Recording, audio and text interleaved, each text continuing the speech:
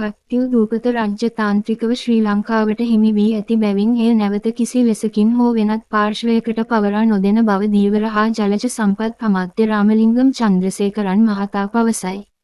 ඔහු පැවසුවේ ඉන්දීය ධීවරයින් විසින් උතුරේ සිදු කරන අනවසර මසුන් ඇල්ලීමේ ක්‍රියාව හේතුවෙන් එම ප්‍රදේශයේ ධීවර සම්පතද විනාශ වෙමින් පවතින බවය.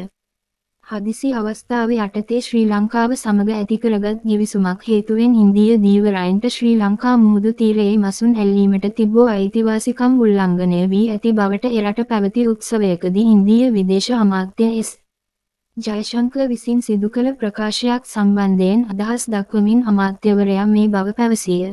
එහිදී අමාත්‍යවරයා පැවසුවේ ඉන්දියාවේ මැතිවරණ කාල සීමාවන් හිදී කත්තිල් දූපත සහ ඉන්දීය ධීවරයින් පිළිබඳ නොයෙකුත් කතා එරට දේශපාලන වේදිකාවන් හිදී මතුවන බවය.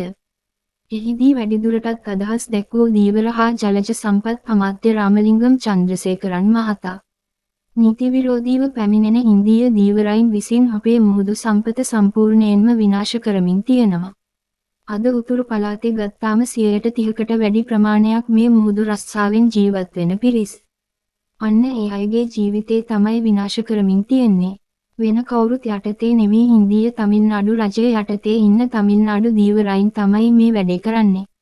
විශේෂයෙන් ඉන්දියාවේ මැතිවරණයක් එනකොට ඒගොල්ලෝ හැමදාම ගන්න ආයුධය තමයි කත්තිල් ලංකාවට දුන්න එක වැරදි, කත්තිල් නැවත අපි ලබා ගන්නවා වගේ කියන කතා. තමිල්නාඩු ධීවරයින් සිදු කරන මේ විනාශය මේ මුහුදු තීරයේ දිගටම සිද්ධ වුණොත් තව අවුරුදු 20කින් විතර අපේ මුහුදු සීමාව මුහුදු කාන්තාරයක් බවට පරිවර්තනය වෙනවා. ඒක වළක්වන්න බෑ.